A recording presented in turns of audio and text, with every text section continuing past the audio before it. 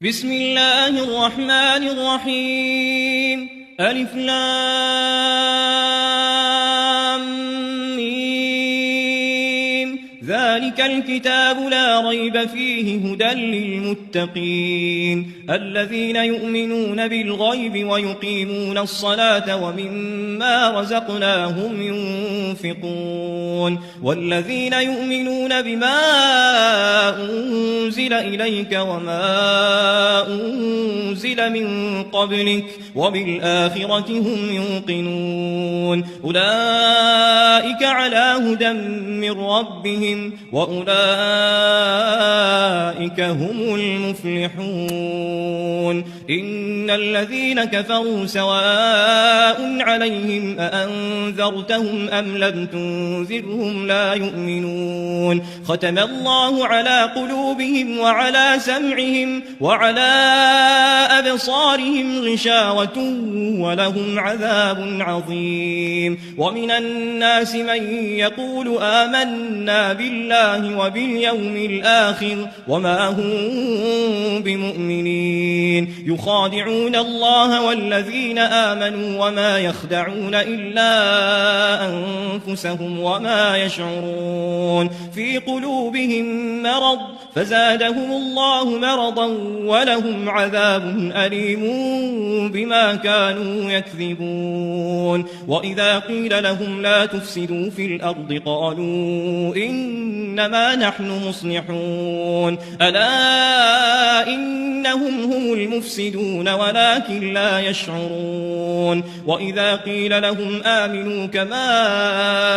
آمن الناس قالوا أنؤمن كما آمن السفهاء ألا إنهم هم السفهاء ولكن لا يعلمون وإذا لقوا الذين آمنوا قالوا آمنا وإذا خلوا إلى شياطينهم قالوا إنا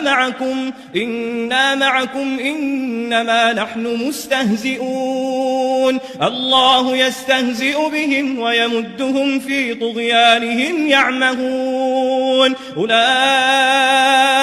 الذين اشتروا الضلالة بالهدى فما ربحت تجارتهم وما كانوا مهتدين مثلهم كمثل الذي استوقد نارا فلما أضاءت ما حوله ذهب الله بنورهم وتركهم في ظلمات لا يبصرون صم بكم عمي فهم لا يرجعون أو كصيب من السماء فيه ظلمات ورعد وبرق يجعلون أصابعهم في آذانهم من الصواعق حذر الموت والله محيط بالكافرين يكاد البرق يخطف أبصارهم كلما أضاء لهم مشوا فيه وإذا أظلم عليهم قاموا ولو شاء الله لذهب بسمعهم وأبصارهم إن الله على كل شيء قدير يا أيها الناس اعبدوا ربكم الذي خلقكم والذين من قبلكم لعلكم تتقون الذي جعل لكم الأرض فراشا والسماء بناء وأنزل من السماء ماء فأخرج به من الثمرات رزقا لكم فلا تجعلوا لله أندادا وأنتم تعلمون وإن كنتم في ريب مما نزلنا على عبدنا فأتوا بسورة من مثله وادعوا شهداءكم من دون الله إن كنتم صادقين فإن لم تفعلوا ولن تفعلوا فاتقوا النار التي وقودها الناس والحجارة أعدت للكافرين وبشر الذين آمنوا وعملوا الصالحات أن لهم جنات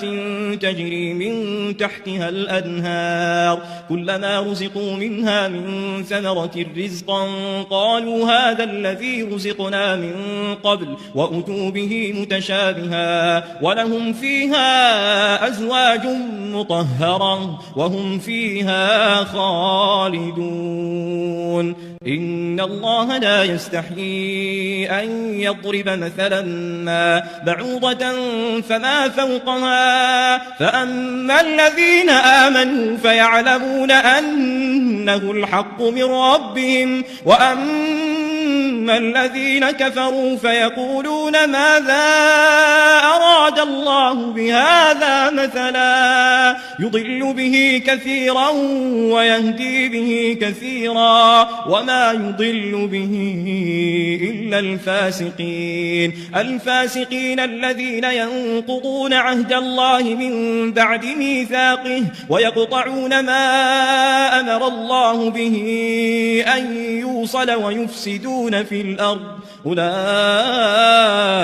هم الخاسرون كيف تكفرون بالله وكنتم أمواتا فأحياكم ثم يميتكم ثم يحييكم ثم إليه ترجعون هو الذي خلق لكم ما في الأرض جميعا ثم استوى إلى السماء فسواهن 7 سماوات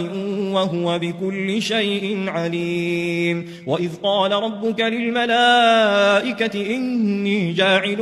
في الأرض خليفة قالوا أتجعل فيها من يفسد فيها ويسفك الدماء ونحن نسبح بحمدك ونقدس لك قال إني أعلم ما لا تعلمون وعلم آدم الأسماء كلها ثم عرضهم على الملائكة فقال أنبئوني بأسماء هؤلاء إن كنتم صادقين قالوا سبحانك لا علم لنا إلا ما علمتنا إنك أنت العليم الحكيم قال يا آدم أنبئهم بأسمائهم فلما أنبأهم بأسمائهم قال ألم أقل لكم إني أعلم غيب السماوات والأرض وأعلم ما تبدون وما كنتم تكتمون وإذ قلنا للملائكة اسجدوا لآدم فسجدوا إلا إبليس أبى واستكبر وكان من الكافرين وقلنا يا آدم اسكن أنت وزوجك الجنة وكلا منها رغدا حيث شئتما ولا تقربا هذه الشجرة فتكونا من الظالمين فأزلهما الشيطان عنها فأخرجهما مما كان فيه وقلنا اهبطوا بعضكم لبعض عدو ولكم في الأرض مستقر ومتاع إلى حين فتلقى آدم من ربه كلمات فتاب عليه إنه هو التواب الرحيم قلنا اهبطوا منها جميعا فإما يأتينكم مني هدى فمن تبع هداي فلا خوف عليهم ولا هم يحزنون والذين كفروا وكذبوا بآياتنا أولئك أصحاب النار هم فيها خالدون يا بني إسرائيل اذكروا نعمتي التي أنعمت عليكم وأوفوا بعهدي أوف بعهدكم ربكم وإياي فارهبون وآمنوا بما أنزلت مصدقا لما معكم ولا تكونوا أول كافر به ولا تشتروا بآياتي ثمنا قليلا وإياي فاتقون ولا تلبسوا الحق بالباطل وتكتموا الحق وأنتم تعلمون وأقيموا الصلاة وآتوا الزكاة واركعوا مع الراكعين أتأمرون الناس بالبر وتنسون أنفسكم وأنتم تتلون الكتاب أفلا تعقلون واستعينوا بالصبر والصلاة وإنها لكبيرة إلا على الخاشعين الذين يظنون أنهم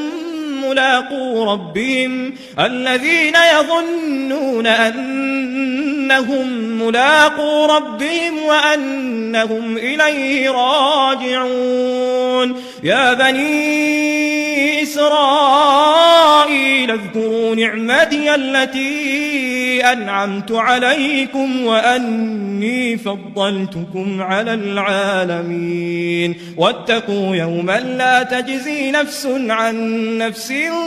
شيئا ولا يقبل منها شفاعة ولا يؤخذ منها عدل ولا هم ينصرون وإذ نجيناكم من آل فرعون يسومونكم سوء العذاب يذبحون أبناءكم ويستحيون نساءكم وفي ذلكم بلاء من ربكم عظيم وإذ فرقنا بكم البحر فأنجيناكم وأغرقنا آل فرعون وأنتم تنظرون وإذ واعدنا موسى 40 ليلة ثم اتخذتم العجل من بعده وأنتم ظالمون ثم عفونا عنكم من بعد ذلك لعلكم تشكرون وإذ آتينا موسى الكتاب والفرقان لعلكم تهتدون وإذ قال موسى لقومه يا قوم إنكم ظلمتم أنفسكم باتخاذكم العجل فتوبوا إلى بارئكم فاقتلوا أنفسكم ذلكم خير لكم عند بارئكم فتاب عليكم إنه هو التواب الرحيم وإذ قلتم يا موسى لن نؤمن لك حتى نرى الله جهرة فأخذتكم الصاعقة وأنتم تنظرون ثم بعثناكم من بعد موتكم لعلكم تشكرون وظللنا عليكم الغمام وأنزلنا عليكم المن والسلوى كلوا من طيبات ما رزقناكم وما ظلمونا ولكن كانوا أنفسهم يظلمون وإذ قلنا ادخلوا هذه القرية فكلوا منها حيث شئتم رغدا وادخلوا الباب سجدا وقولوا حطة نغفر لكم خطاياكم وسنزيد المحسنين فبدل الذين ظلموا قولا غير الذي قيل لهم فأنزلنا على الذين ظلموا رجزا من السماء بما كانوا يفسقون وإذ استسقى موسى لقومه فقلنا اضرب بعصاك الحجر فانفجرت منه 12 عينا قد علم كل أناس مشربهم كلوا واشربوا من رزق الله ولا تعثوا في الأرض مفسدين وإذ قلتم يا موسى لن نصبر على طعام واحد فادع لنا ربك يخرج لنا مما تنبت الأرض من بقلها وقثائها وفومها وعدسها وبصلها قال أتستبدلون الذي هو أدنى بالذي هو خير اهبطوا مصرا فإن لكم ما سألتم وضربت عليهم الذلة والمسكنة وباءوا بغضب من الله ذلك بأنهم كانوا يكفرون بآيات الله ويقتلون النبيين بغير الحق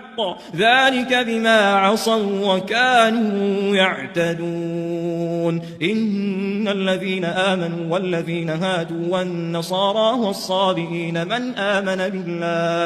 من آمن بالله واليوم الآخر وعمل صالحا فلهم أجرهم عند ربهم ولا خوف عليهم ولا هم يحزنون وإذ أخذنا ميثاقكم ورفعنا فوقكم الطور خذوا ما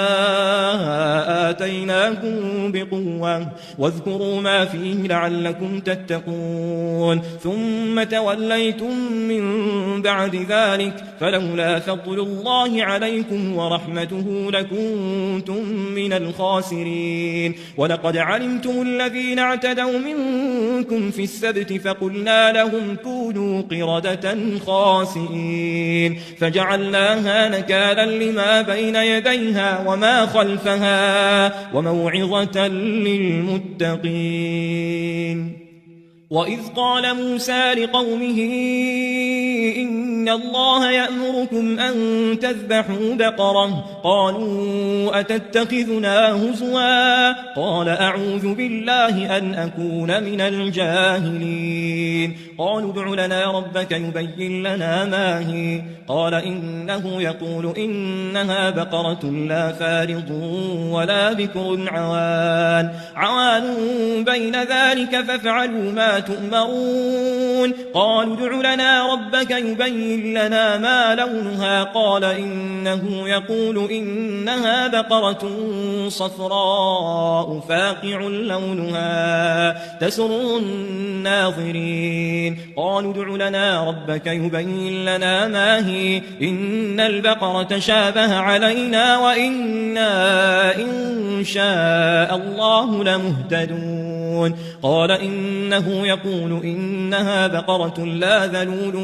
تثير الأرض ولا تسقي الحرث مسلمة لا شية فيها قالوا الآن جئت بالحق فذبحوها وما كادوا يفعلون وإذ قتلتم نفسا فادارأتم فيها والله مخرج ما كنتم تكتمون فقلنا اضربوه ببعضها كذلك يحيي الله الموتى ويريكم آياته لعلكم تعقلون ثم قست قلوبكم من بعد ذلك فهي كالحجارة أو أشد قسوة وإن من الحجارة لما يتفجر منه الأنهار وإن منها لما يشقق فيخرج منه الماء وإن منها لما يهبط من خشية الله وما الله بغافل عما تعملون أفتطمعون أن يؤمنوا لكم وقد كان فريق منهم يسمعون كلام الله ثم يحرفونه من بعد ما عقلوه وهم يعلمون وإذا لقوا الذين آمنوا قالوا آمنا وإذا خلا بعضهم إلى بعض قالوا أتحدثونهم بما فتح الله عليكم ليحاجوكم به عند ربكم أفلا تعقلون أولا يعلمون أن الله يعلم ما يسرون وما يعلنون ومنهم أميون لا يعلمون الكتاب إلا أماني وإنهم إلا يظنون فويل للذين يكتبون الكتاب بأيديهم ثم يقولون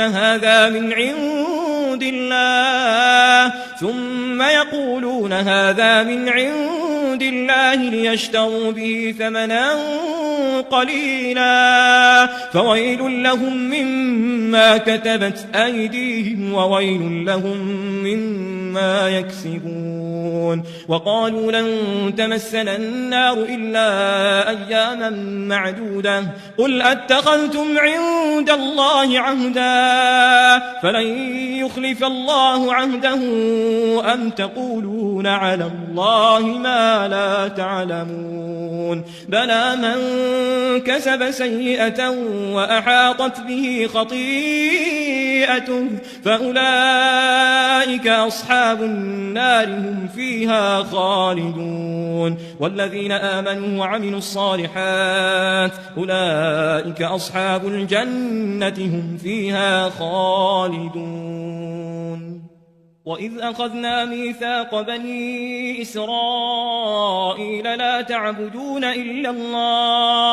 لا تعبدون إلا الله وبالوالدين إحسانا وذي القربى واليتامى والمساكين وقولوا للناس حسنا وأقيموا الصلاة وآتوا الزكاة ثم توليتم إلا قليلا منكم وأنتم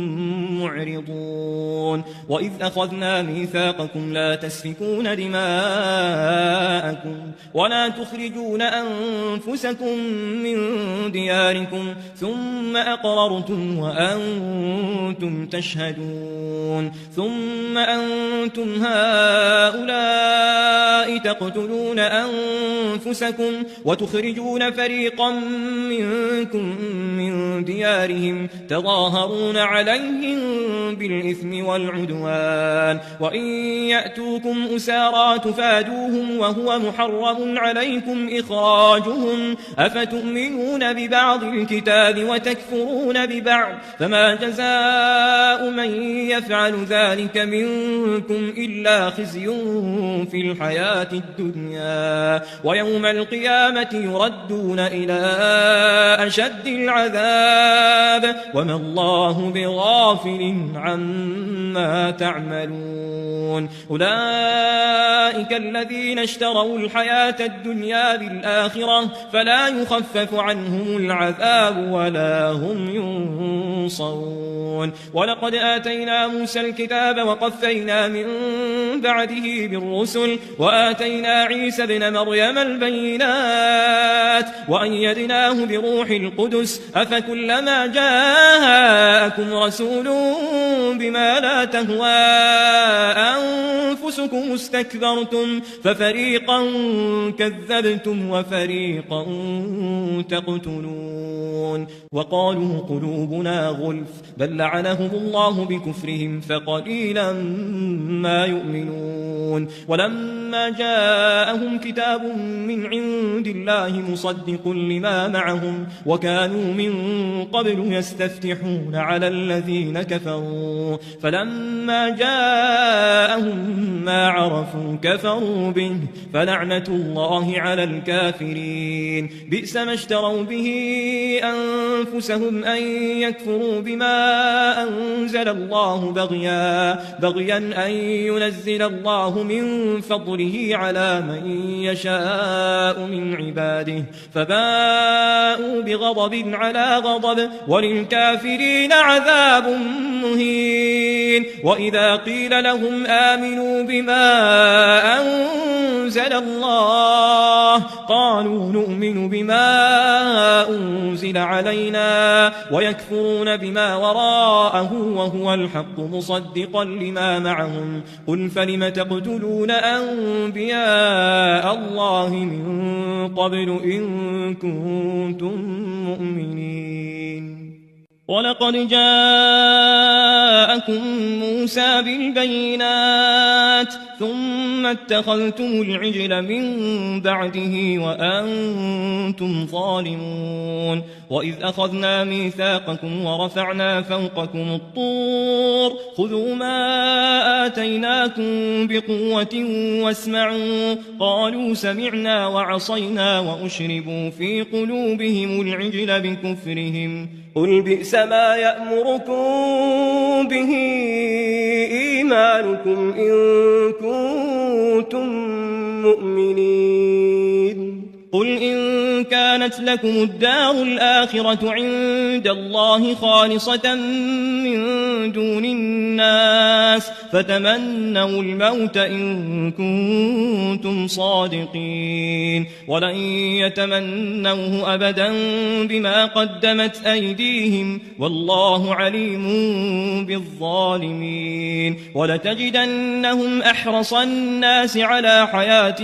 ومن الذين أشركوا يود أحدهم لو يعمر 1000 سنة وما هو بمزحزحه من العذاب أن يعمر والله بصير بما يعملون قل من كان عدوا لجبريل فإنه نزله على قلبك بإذن الله مصدقا لما بين يديه وهدى وبشرى للمؤمنين من كان عدوا لله وملائكته ورسله وجبريل وميكال فإن الله عدو للكافرين ولقد أنزلنا إليك آيات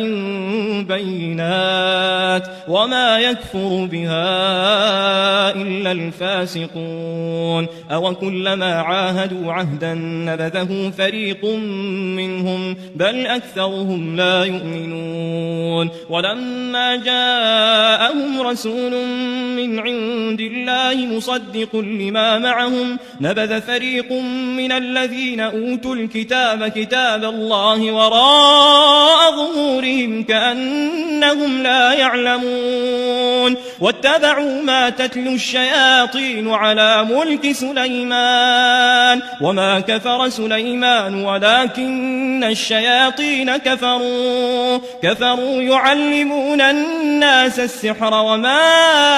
أنزل على الملكين ببابل هاروت وماروت وما يعلمان من أحد حتى يقولا إنما نحن فتنة فلا تكفر فيتعلمون منهما ما يفرقون به بين المرء وزوجه وما هم بضارين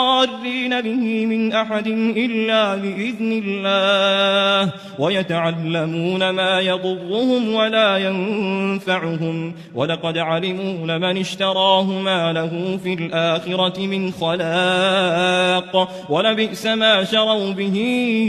أنفسهم لو كانوا يعلمون ولو أنهم آمنوا واتقوا لمثوبة من عند الله خير لو كانوا يعلمون يا أيها الذين آمنوا لا تقولوا راعنا وقولوا انظرنا واسمعوا وللكافرين عذاب أليم ما يود الذين كفروا من أهل الكتاب ولا المشركين أن ينزل عليكم من خير من ربكم والله يختص برحمته من يشاء والله ذو الفضل العظيم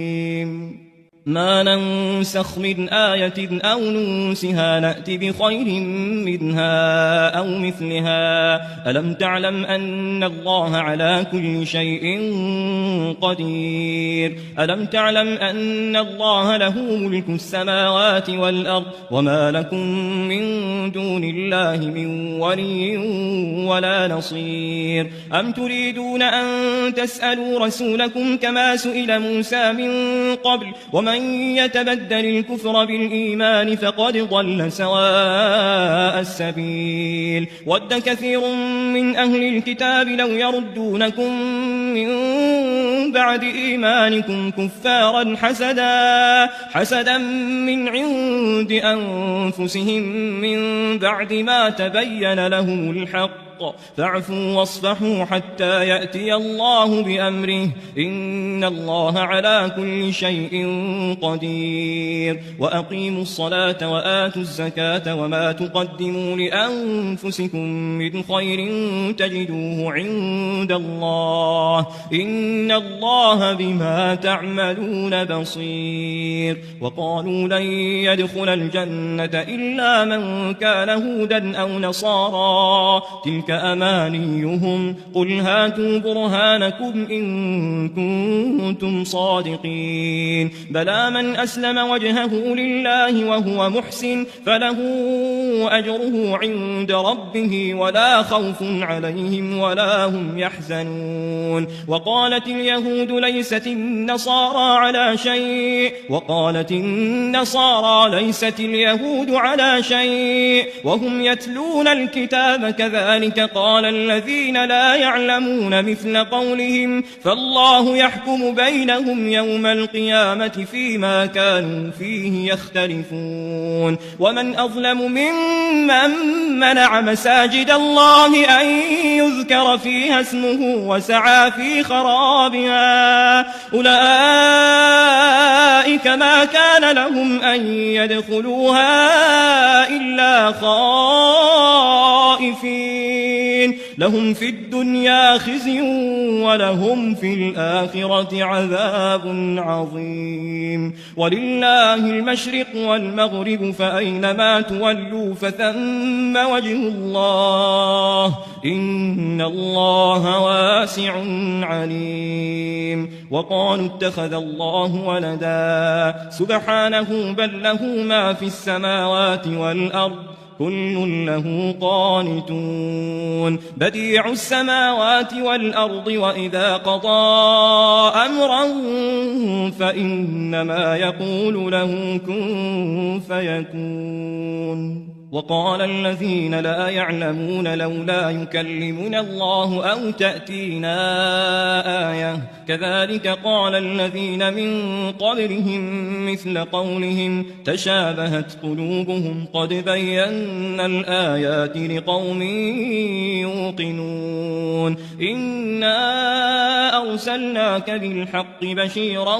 ونذيرا ولا تسأل عن أصحاب الجحيم ولن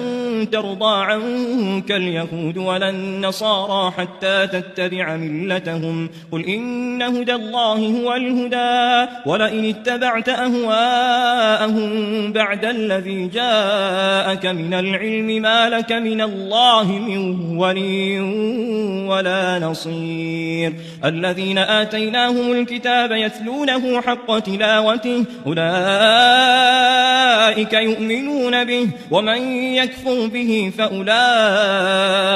هم الخاسرون يا بني إسرائيل اذكروا نعمتي التي أنعمت عليكم وأني فضلتكم على العالمين واتقوا يوما لا تجزي نفس عن نفس شيئا ولا يقبل منها عدل ولا تنفعها شفاعة ولا هم ينصرون وإذ ابتلى إبراهيم ربه بكلمات فأتمهن قال إني جاعلك للناس إماما قال ومن ذريتي قال لا ينال عهد الظالمين وإذ جعلنا البيت مثابة للناس وأمنا واتخذوا من مقام إبراهيم مصلى وعهدنا إلى إبراهيم وإسماعيل أن طهرا بيتي للطائفين والعاكفين والركع السجود وإذ قال إبراهيم رب اجعل هذا بلدا آمنا وارزق أهله من الثمرات من آمن منهم بالله واليوم الآخر قال ومن كفر فأمتعه قليلا ثم أضطره إلى عذاب النار وبئس المصير وإذ يرفع إبراهيم القواعد من البيت وإسماعيل ربنا تقبل منا إنك أنت السميع العليم ربنا وجعلنا مسلمين لك ومن ذريتنا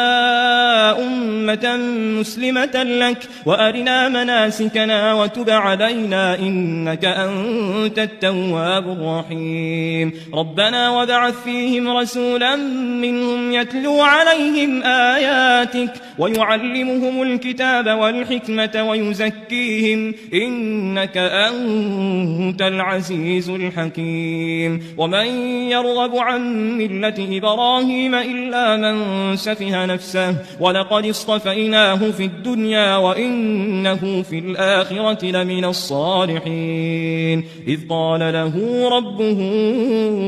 أسلم قال أسلمت لرب العالمين.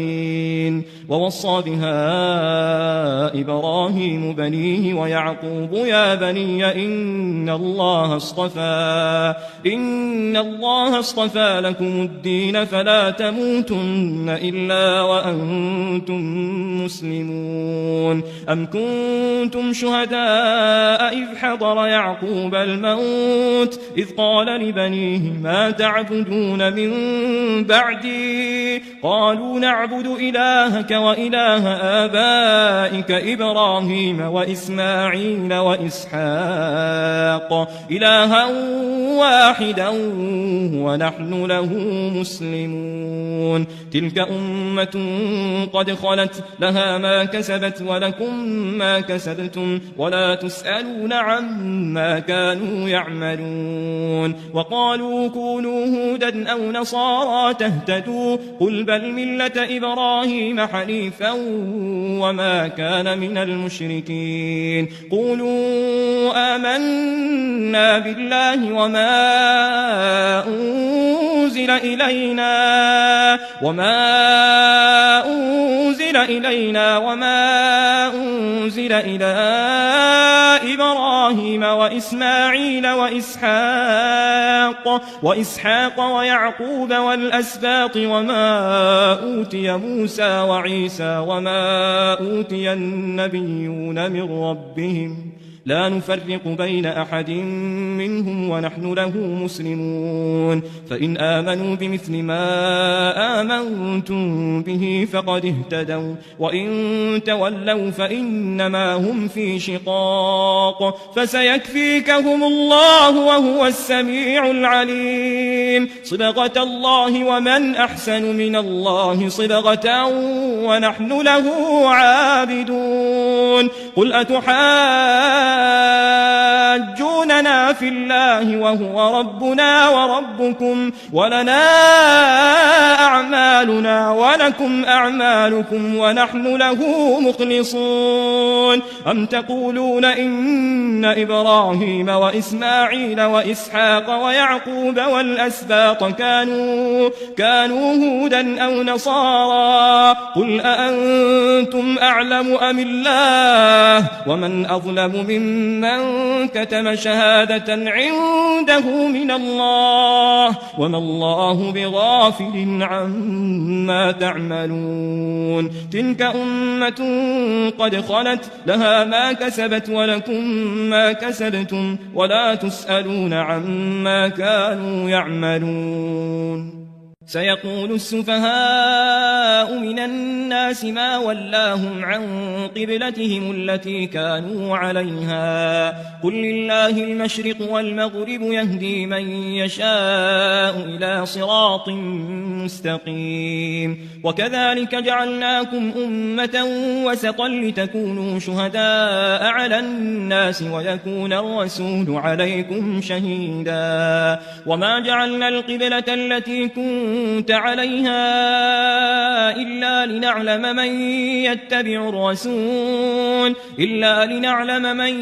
يتبع الرسول ممن ينقلب على عقبيه وإن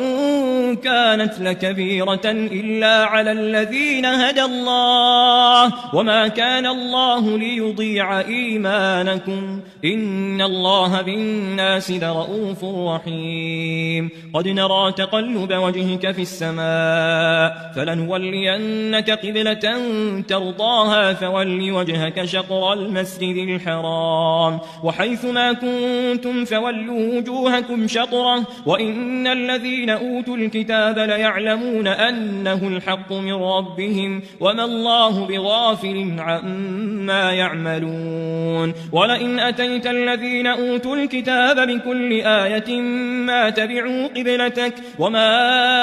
أنت بتابع قبلتهم وما بعضهم بتابع قبلة بعض ولئن اتبعت أهواءهم من بعد ما جاءك من العلم إنك إذا لمن الظالمين الذين آتيناهم الكتاب يعرفونه كما يعرفون أبناءهم وإن فريقا منهم ليكتمون الحق وهم يعلمون الحق من ربك فلا تكونن من الممترين ولكل وجهة هو موليها فاستبقوا الخيرات أينما تكونوا يأت بكم الله جميعا إن الله على كل شيء قدير ومن حيث خرجت فول وجهك شطر المسجد الحرام وإنه للحق من ربك وما الله بغافل عما تعملون ومن حيث خرجت فول وجهك شطر المسجد الحرام وحيث ما كنتم فولوا وجوهكم شطره لئلا يكون للناس عليكم حجة إلا الذين ظلموا منهم فلا تخشوهم واخشوني ولأتم نعمتي عليكم ولعلكم تهتدون كما أرسلنا فيكم رسولا منكم يتلو عليكم آياتنا ويزكيكم ويعلمكم الكتاب والحكمة ويعلمكم ما لم تكونوا تعلمون فاذكروني أذكركم واشكروا لي ولا تكفرون يا أيها الذين آمنوا استعينوا بالصبر والصلاة إن الله مع الصابرين ولا تقولوا لمن يقتل في سبيل الله أموات بل أحياء ولكن لا تشعرون ولنبلونكم بشيء من الخوف والجوع ونقص من الأموال والأنفس والثمرات وبشر الصابرين الذين إذا أصابتهم مصيبة قالوا إنا لله وإنا إليه راجعون أولئك عليهم صلوات من ربهم ورحمة وأولئك هم المهتدون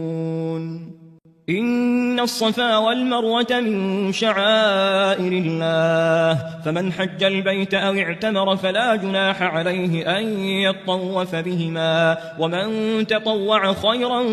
فإن الله شاكر عليم إن الذين يكتمون ما أنزلنا من البينات والهدى من بعد ما بيناه للناس في الكتاب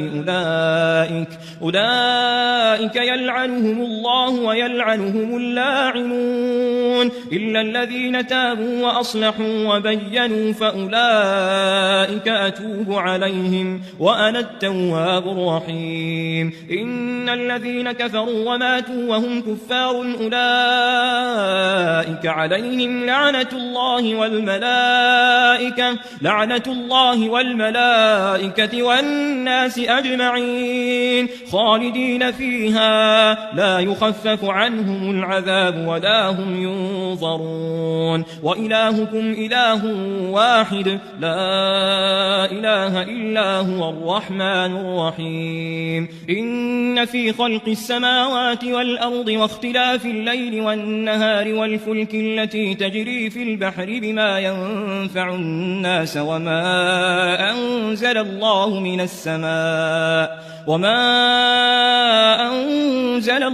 من السماء من ماء فأحيا به الأرض بعد موتها وبث فيها من كل دابة دابة وتصريف الرياح والسحاب المسخر بين السماء والأرض لآيات لقوم يعقلون ومن الناس من يتخذ من دون الله أندادا يحبونهم كحب الله والذين آمنوا أشد حبا لله ولو يرى الذين ظلموا إذ يرون العذاب أن القوة لله جميعا وأن الله شديد العذاب إذ تبرأ الذين اتبعوا من الذين اتبعوا ورأوا العذاب وتقطعت بهم الأسباب وقال الذين اتبعوا لو أن لنا كرة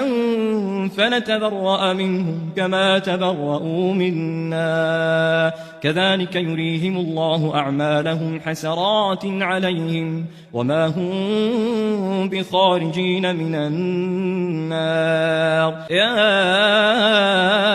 أيها الناس كلوا مما في الأرض حلالا طيبا ولا تتبعوا خطوات الشيطان إنه لكم عدو مبين إنما يأمركم بالسوء والفحشاء وأن تقولوا على الله ما لا تعلمون وإذا قيل لهم اتبعوا ما أنزل الله قالوا بل نتبع ما ألفينا عليه آباءنا أولو كان آباؤهم لا يعقلون شيئا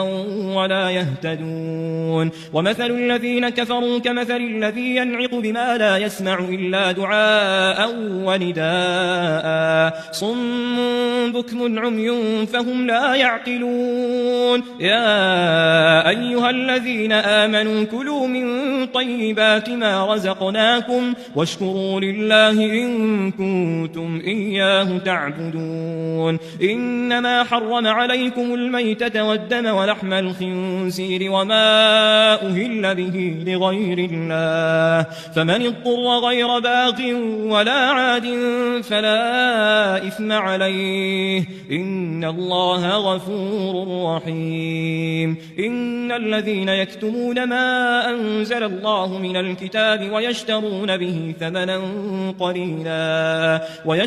به ثمنا قليلا أولئك ما يأكلون في بطونهم إلا النار ولا يكلمهم الله يوم القيامة ولا يزكيهم ولهم عذاب أليم أولئك الذين اشتروا الضلالة بالهدى والعذاب بالمغفرة فما أصبرهم على النار ذلك بأن الله نزل الكتاب بالحق وإن الذين اختلفوا في الكتاب لفي شقاق بعيد ليس البر أن تولوا وجوهكم قبل المشرق والمغرب ولكن البر من آمن بالله واليوم الآخر والملائكة والكتاب والنبيين وآتى المال على حبه ذوي القربى واليتامى والمساكين وابن السبيل والسائلين وفي الرقاب وأقام الصلاة وآتى الزكاة والموفون بعهدهم إذا عاهدوا والصابرين في البأساء والضراء وحين البأس أولئك الذين صدقوا وأولئك هم المتقون يا أيها الذين آمنوا كتب عليكم القصاص في القتلى الحر بالحر والعبد بالعبد والأنثى بالأنثى فمن عفي له من أخيه شيء فاتباع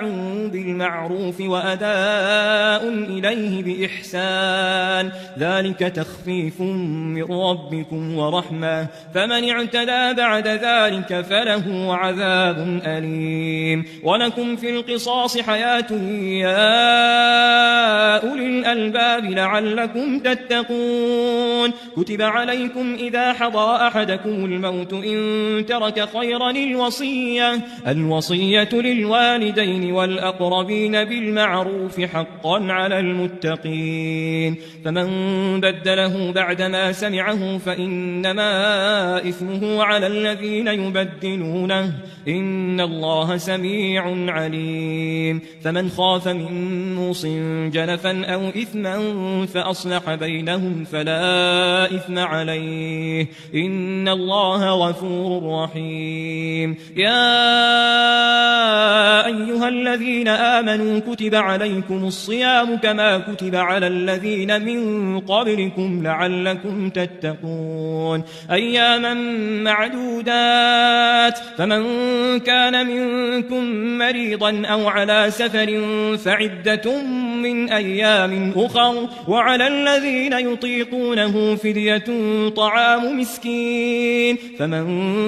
تطوع خيرا فهو خير له وأن تصوموا خير لكم إن كنتم تعلمون شهر رمضان الذي أنزل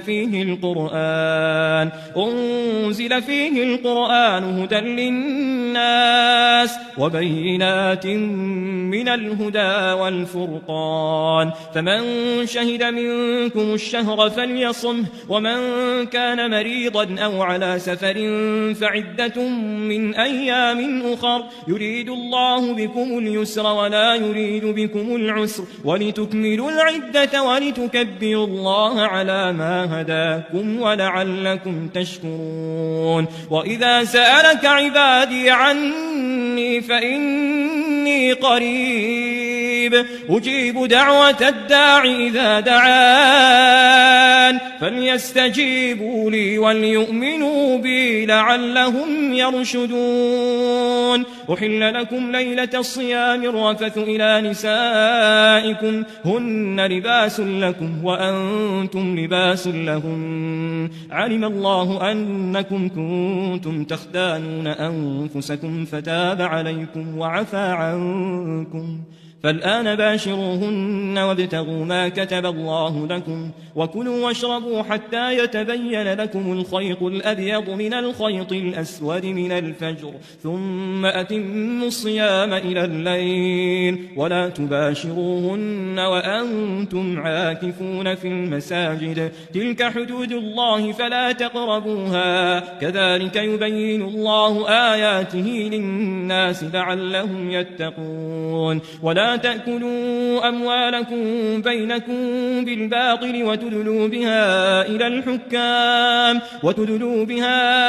الحكام لتأكلوا فريقا من أموال الناس بالإثم وأنتم تعلمون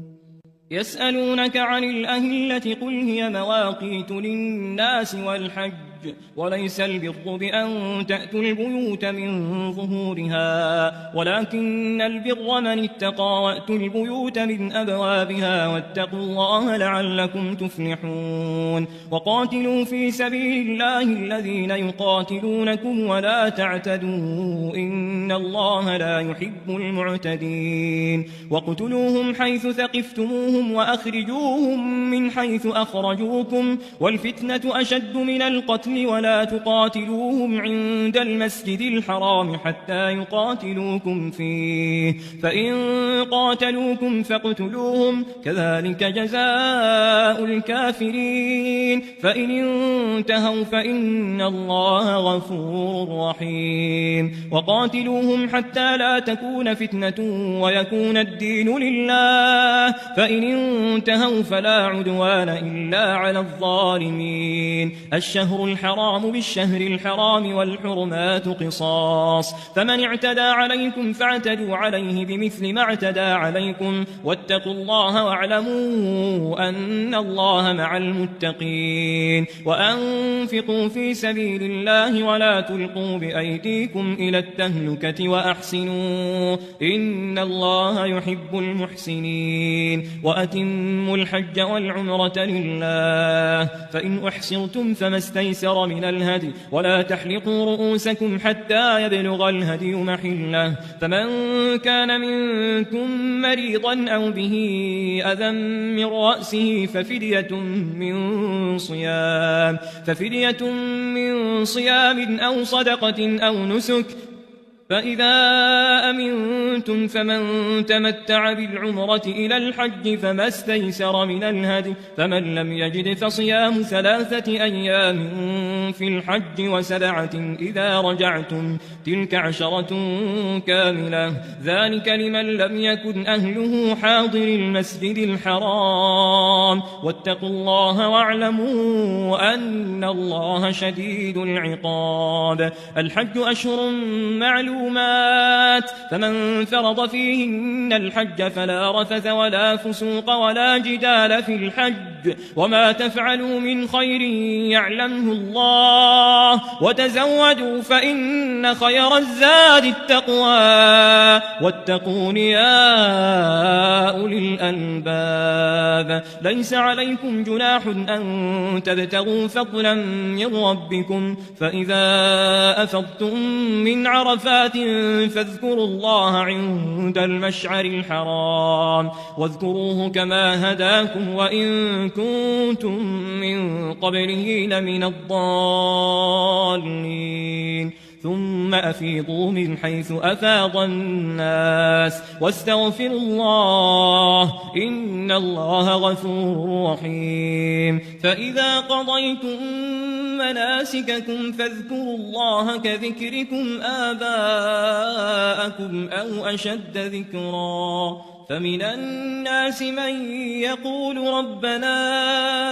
آتنا في الدنيا وما له في الآخرة من خلاق ومنهم من يقول ربنا آتنا في الدنيا حسنة وفي الآخرة حسنة وقنا عذاب النار أولئك لهم نصيب مما كسبوا والله سريع الحساب واذكروا الله في أيام معدودات فمن تعجل في يومين فلا إثم عليه ومن تأخر فلا إثم عليه لمن اتقى واتقوا الله واعلموا أنكم إليه تحشرون ومن الناس من يعجبك قوله في الحياة الدنيا ويشهد الله على ما في قلبه وهو ألد الخصام وإذا تولى سعى في الأرض ليفسد فيها ويهلك الحرث والنسل والله لا يحب الفساد وإذا قيل له اتق الله أخذته العزة بالإثم فحسبه جهنم ولبئس المهاد ومن الناس من يشري نفسه ابتغاء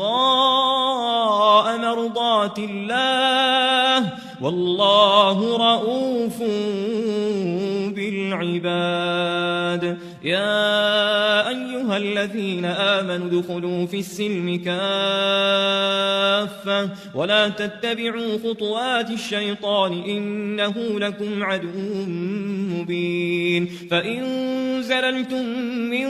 بعد ما جاءتكم البينات فاعلموا أن الله عزيز حكيم هل ينظرون إلا أن يأتيهم الله في ظلل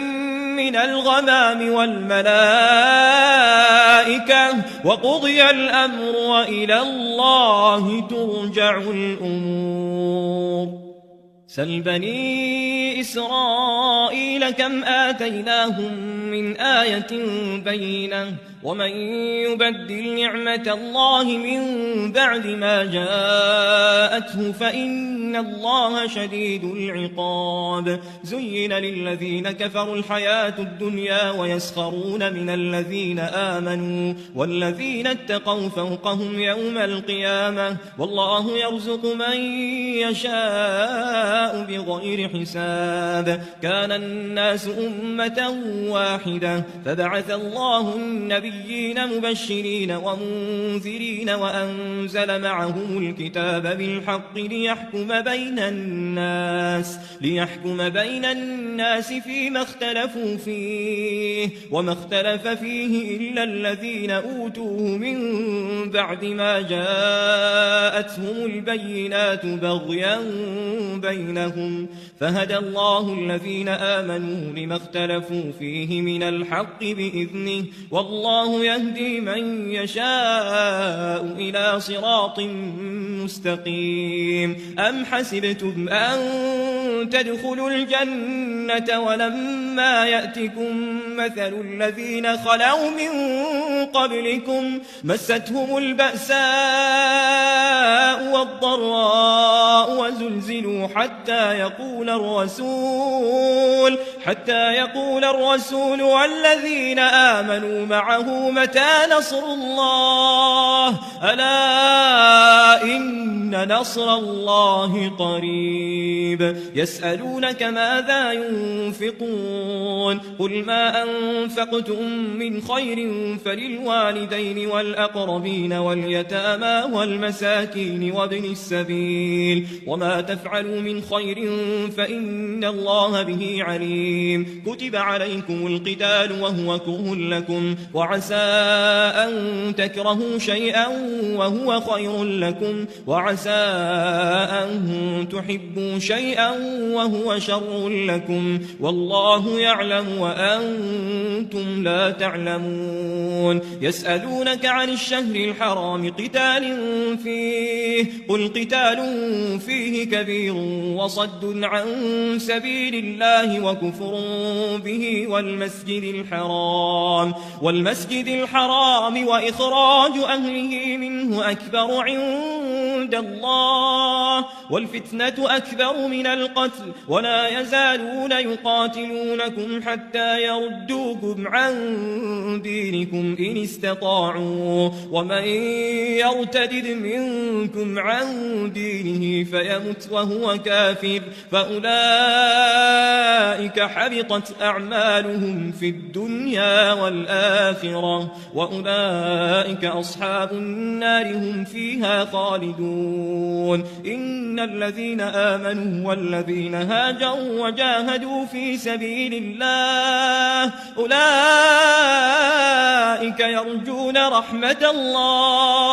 يرجون رحمة الله والله غفور رحيم يسألونك عن الخمر والميسر قل فيهما إثم كبير ومنافع للناس وإثمهما أكبر من نفعهما ويسألونك ماذا ينفقون قل العفو كذلك يبين الله لكم الآيات لعلكم تتفكرون في الدنيا والآخرة ويسألونك عن اليتامى قل إصلاح لهم خير وإن تخالطوهم فإخوانكم والله يعلم المفسد من المصلح ولو شاء الله لأعنتكم إن الله عزيز حكيم ولا تنكحوا المشركات حتى يؤمن ولأمة مؤمنة خير من مشركة ولو أعجبتكم ولا تنكحوا المشركين حتى يؤمنوا ولعبد مؤمن خير من مشرك ولو أعجبكم أولئك يدعون إلى النار والله يدعو إلى الجنة والمغفرة بإذنه ويبين آياته للناس لعلهم يتذكرون ويسألونك عن المحيض قل هو أذى فاعتزلوا النساء في المحيض ولا تقربوهن حتى لا يطهرن فإذا تطهرن فأتوهن من حيث أمركم الله إن الله يحب التوابين ويحب المتطهرين نساؤكم حرث لكم فأتوا حرثكم أنى شئتم وقدموا لأنفسكم واتقوا الله واعلموا أنكم ملاقوه وبشر المؤمنين ولا تجعلوا الله عرضة لأيمانكم أن تبروا وتتقوا وتصلحوا بين الناس والله سميع عليم لا يؤاخذكم الله باللغو في أيمانكم ولكن يؤاخذكم بما كسبت قلوبكم والله غفور حليم للذين يؤلون من نسائهم تربص 4 أشهر فإن فاءوا فإن الله غفور رحيم وإن عزموا الطلاق فإن الله سميع عليم والمطلقات يتربصن بأنفسهن 3 قروء ولا يحل لهن أن يكتمن ما خلق الله في أرحامهن إن كن يؤمن بالله واليوم الآخر وبعولتهن أحق بردهن في ذلك إن أرادوا إصلاحا ولهن مثل الذي عليهن بالمعروف وللرجال عليهن درجة والله عزيز حكيم الطلاق 2 فإمساك بمعروف أو تسريح بإحسان ولا يحل لكم أن تأخذوا مما آتيتموهن شيئا إلا أن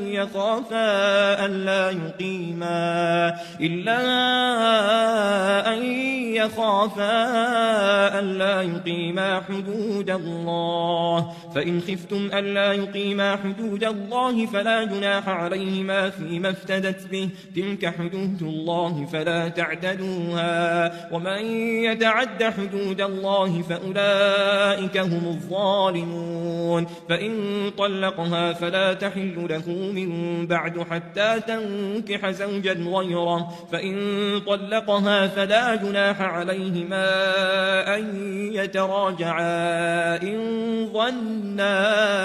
أن يقيما حدود الله وتلك حدود الله يبينها لقوم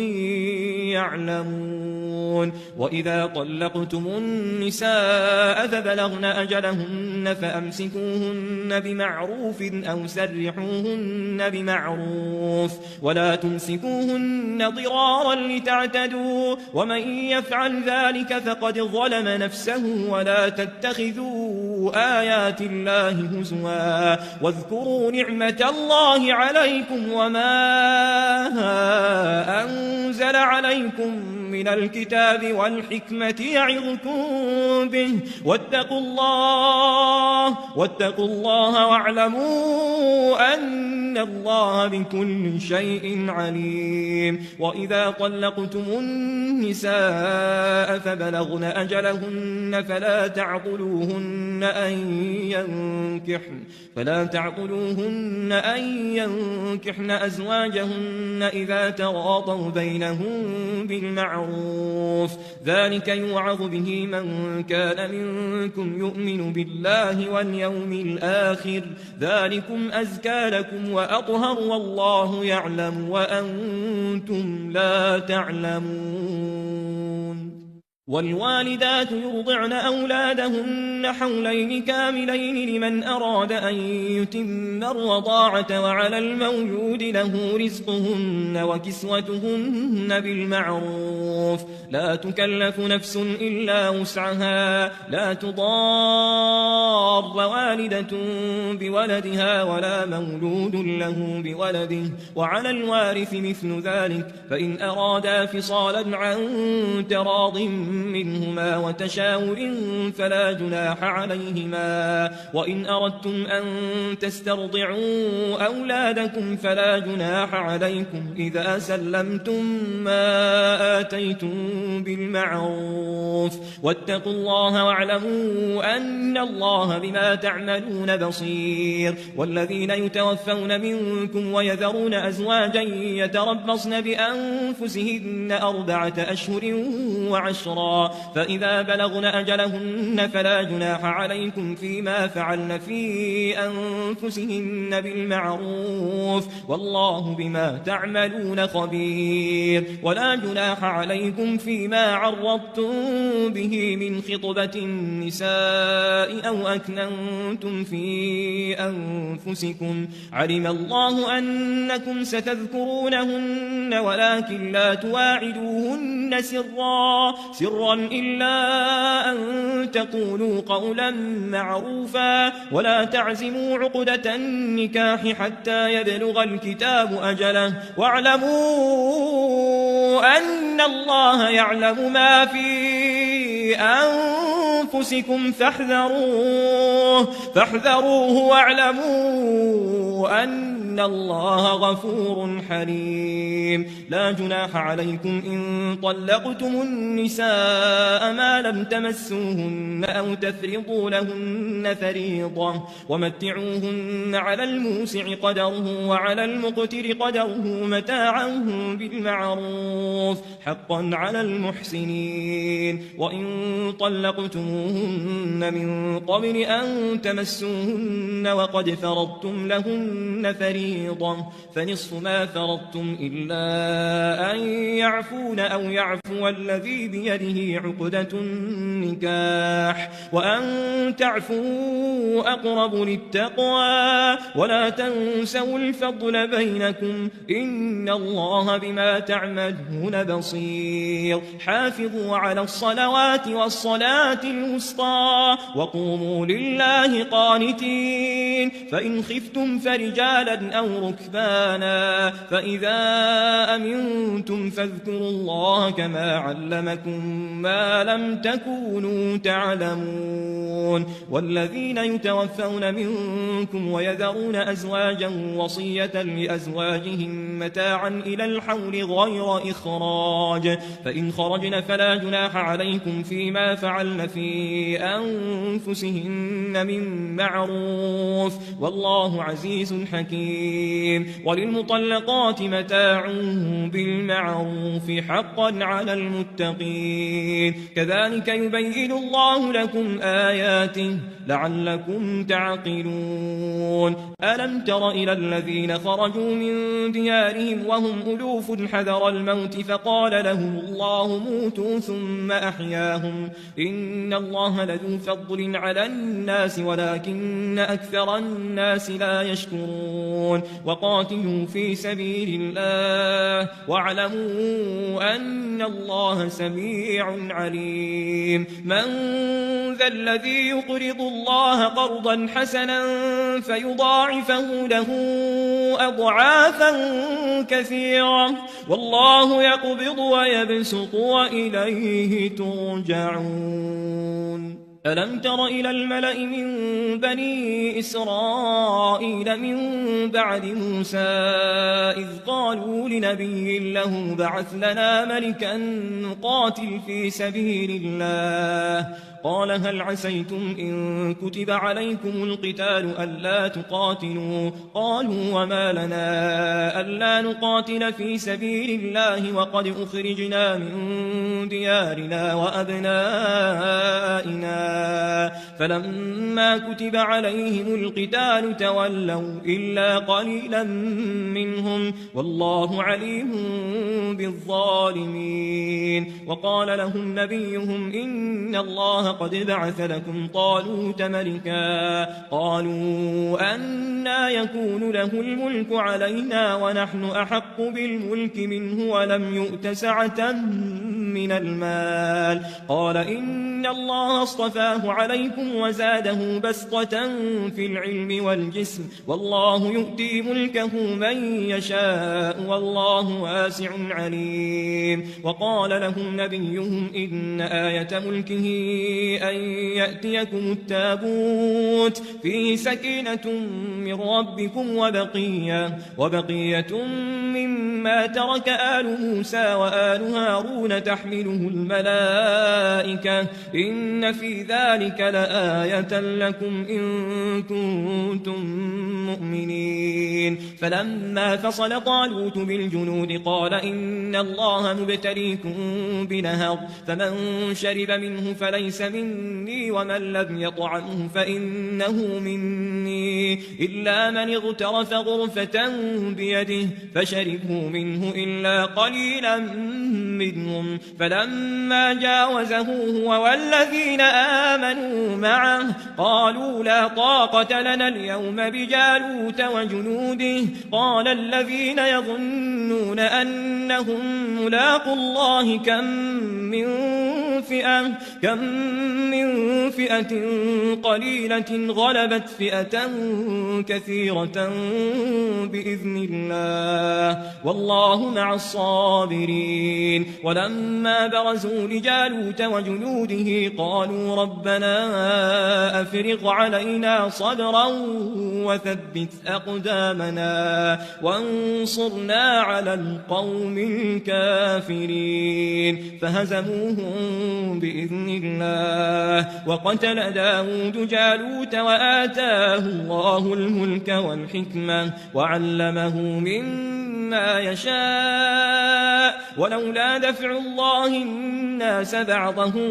ببعض لفسدت الأرض ولكن الله ذو فضل على العالمين. تلك آيات الله نتلوها عليك بالحق وإنك لمن المرسلين.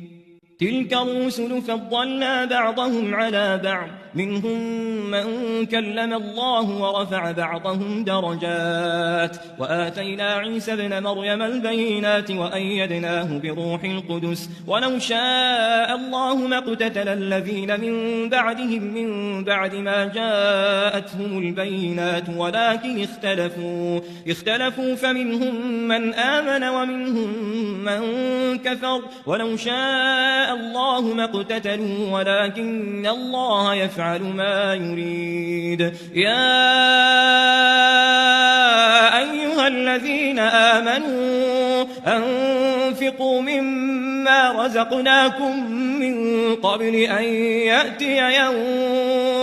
يوم لا بيع فيه ولا خلة ولا شفاعة والكافرون هم الظالمون. الله لا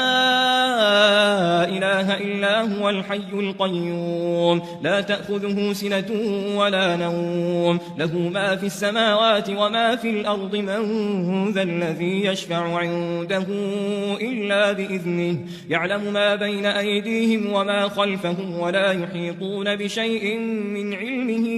إلا بما شاء وسع كرسيه السماوات والأرض ولا يؤوده حفظهما وهو العلي العظيم. لا إكراه في الدين قد تبين الرشد من الغي فمن يكفر بالطاغوت ويؤمن بالله فقد استمسك بالعروة الوثقى لا انفصام لها والله سميع عليم. الله ولي الذين آمنوا يخرجهم من الظلمات إلى النور والذين كفروا أولياؤهم الطاغوت يخرجونهم من النور إلى الظلمات أولئك أصحاب النار هم فيها خالدون. ألم تر إلى الذي حاج إبراهيم في ربه أن آتاه الله الملك إذ قال إبراهيم ربي الذي يحيي ويميت وأميت قال أنا أحيي وأميت قال إبراهيم فإن الله يأتي بالشمس من المشرق فأت بها من المغرب فبهت الذي كفر والله لا يهدي القوم الظالمين أو كالذي مر على قرية وهي خاوية على عروشها قال أنى يحيي هذه الله بعد موتها فأماته الله 100 عام ثم بعثه قال كم لبثت قال لبثت يوما أو بعض يوم قال بل لبثت 100 عام فانظر إلى طعامك وشرابك لم يتسنه وانظر إلى حمارك ولنجعلك آية للناس وانظر إلى العظام كيف ننشزها ثم نكسوها لحما فلما تبين له قال أعلم أن الله على كل شيء قدير وإذ قال إبراهيم رب أرني كيف تحيي الموتى قال أولم تؤمن قال بلى ولكن ليطمئن قلبي قال فخذ 4 من الطير فصرهن إليك ثم اجعل على كل جبل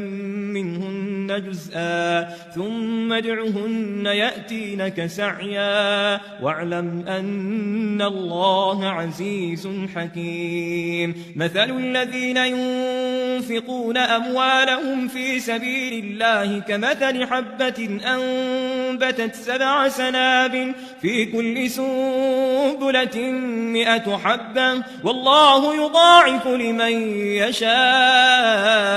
والله واسع عليم الذين ينفقون أموالهم في سبيل الله ثم لا يتبعون ما أنفقوا منا ولا أذى لهم أجرهم عند ربهم ولا خوف عليهم ولا هم يحزنون قول معروف ومغفرة خير من صدقة يتبعها أذى والله غني حليم يا أيها الذين آمنوا لا تبطلوا صدقاتكم بالمن والأذى كالذي ينفق ماله رئاء الناس ولا يؤمن بالله واليوم الآخر فمثله كمثل صفوان عليه تراب فأصابه وابل فتركه صلدا لا يقدرون على شيء مما كسبوا والله لا يهدي القوم الكافرين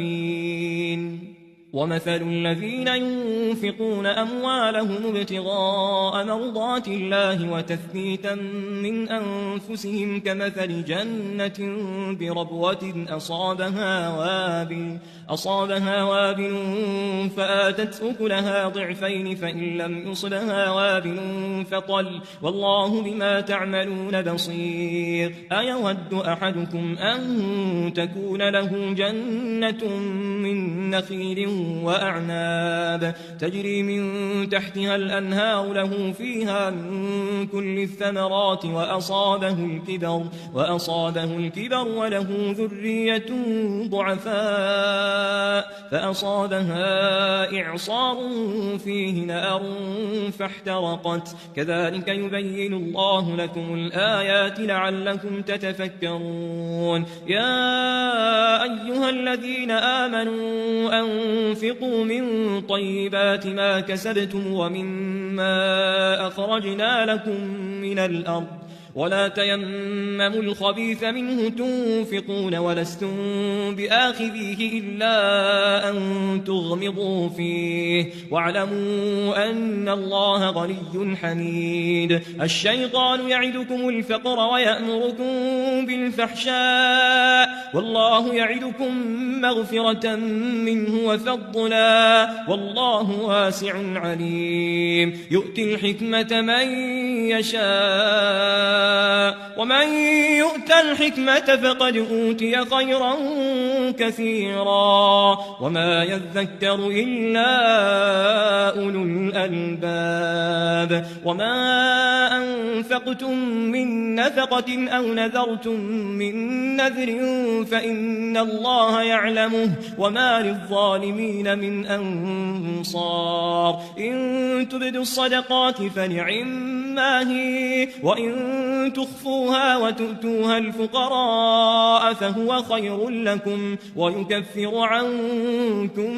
من سيئاتكم والله بما تعملون خبير ليس عليك هداهم ولكن الله يهدي من